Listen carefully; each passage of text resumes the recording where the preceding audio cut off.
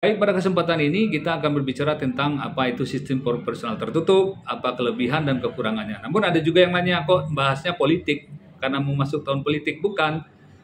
Karena memang kompetensi saya di ketatanegaraan, menurut saya punya kompetensi untuk itu, karena memang background pendidikan saya S1 saya hukum tata negara, S2 saya juga hukum tata negara, walaupun saya berprofesi sebagai seorang advokat. Jadi menurut saya punya kompetensi untuk memberikan pencerahan kepada masyarakat.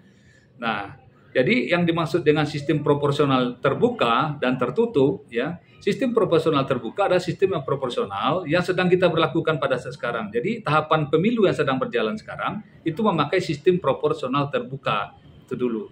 Nah, berikutnya sistem ini diuji oleh beberapa partai ke Mahkamah Konstitusi untuk digantikan kembali menjadi sistem proporsional tertutup seperti yang sebelum-sebelumnya. Nah, jadi kita nanti ketika nanti disetujui, seandainya disetujui oleh MK kembali ke sistem proporsional tertutup, maka yang dicoblos seperti dahulu adalah gambar partai, bukan kalau untuk pemilu bukan nama caleg lagi, tapi gambar partai. Namun kita akan urai, ya, silahkan nanti para pengunjung channel kami ini untuk menilai sendiri. Nah, tadi sudah saya garis bawahi, saya sudah kasih underline, ya, bahwasanya sistem proporsional terbuka dan tertutup masing-masing punya kelebihan dan kekurangan. Jadi kita fokus bahas tentang sistem proporsional tertutup yang sudah pernah diberlakukan di Indonesia, di pemilu Indonesia. Nah, sistem proporsional tertutup ini dia punya kelebihan. Kelebihannya diantaranya adalah dengan sistem proporsional tertutup, artinya partailah yang punya wewenang untuk menentukan caleg-calegnya. Jadi caleg nomor 1 siapa, nomor 2 siapa, nomor 3 siapa, dan seterusnya. Dengan begitu, otomatis kuota keterwakilan perempuan 30% itu bisa dimaksimalkan karena caleg yang akan diduduk sebagai caleg dari partai itu yang menentukan itu adalah kebijaksanaan dari partai itu sendiri. Nah, yang berikutnya kelebihannya itu adalah meminimalisir politik uang. Karena kalau dengan sistem proporsional terbuka, kan yang berperang, yang bertempur, yang fight di lapangan itu adalah caleg-caleg itu sendiri. Dan satu partai pun mereka akan bersaing lah. Bahkan kalau kata apa itu dalam filosofi hukum itu homo homini lupus. Manusia itu akan menjadi serigala bagi serigala lainnya.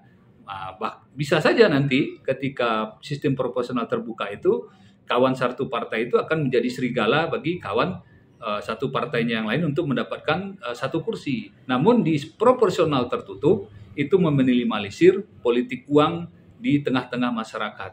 Ya, Thomas Hobbes itu sudah menyatakan homo homini lupus. Tidak tertutup kemungkinan satu calon kalau sistem proporsional terbuka akan menjadi serigala bagi kawannya yang lain. Nah, berikutnya kelebihan dari sistem proporsional tertutup ini adalah meningkatkan peran parpol untuk melakukan pendidikan politik atau political education kepada masyarakat. Jadi parpol akan berbondong-bondong untuk mencari simpati untuk mendapatkan suara rakyat. Berbeda dengan sistem proporsional terbuka yang getol itu, yang ya ibarat sales itu, yang terjun ke lapangan itu adalah biasanya caleg-caleg itu sendiri. Karena mereka akan saling bersaing. Namun di proporsional tertutup, ya, yang kuat nanti mendorong itu adalah parpol-parpol itu sendiri. Jadi mereka akan bertarung sesama parpol untuk mendapatkan simpati dari masyarakat. Itu kelebihannya. Namun kekurangannya juga ada, jelas itu ada sekali. Yang pertama, dengan sistem proporsional tertutup ini, pemilih itu tidak kenal, tidak akrab, tidak dekat, ya, tidak mengetahui visi dan misi calon-calon wakil rakyat yang diusung oleh satu parpol. Jadi mereka tidak dekat, hati ke hatinya tidak dekat, karena mereka tidak begitu agresif untuk mendapatkan suara karena terpengaruh dengan nomor urut, karena yang akan menjadi prioritas di sistem proporsional tertutup untuk dapat duduk itu adalah caleg dengan nomor urut peci, ya, nomor 1, 2, 3. Tapi kalau nomor urut sepatu 42, 43, 20 dan seterusnya, ya mereka mungkin tidak akan agresif.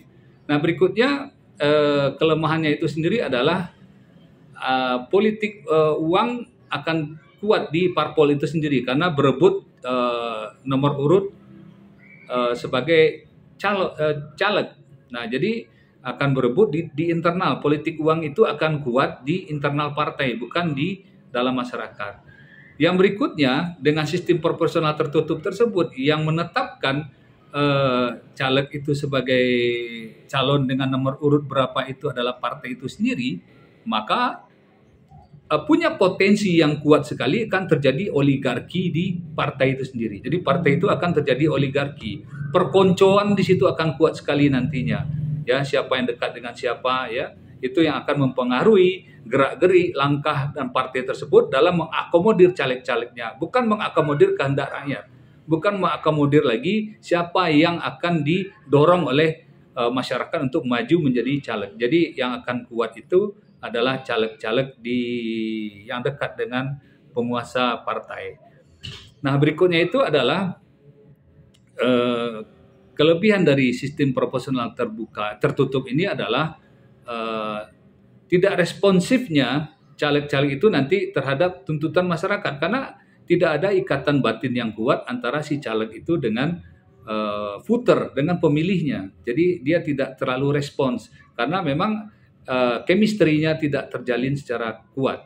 Nah, berikutnya sistem proporsional tertutup ini adalah si caleg yang sudah nanti duduk sebagai anggota legislatif itu berkemungkinan ya tidak responsif dan tidak peka terhadap aspirasi masyarakat. Ya karena memang seperti yang kita sampaikan tadi tidak ada chemistry antara mereka itu sehingga tidak bisa menangkap kehendak dari masyarakat itu sendiri. Jadi itu saja yang bisa saya sampaikan. Assalamualaikum warahmatullahi wabarakatuh.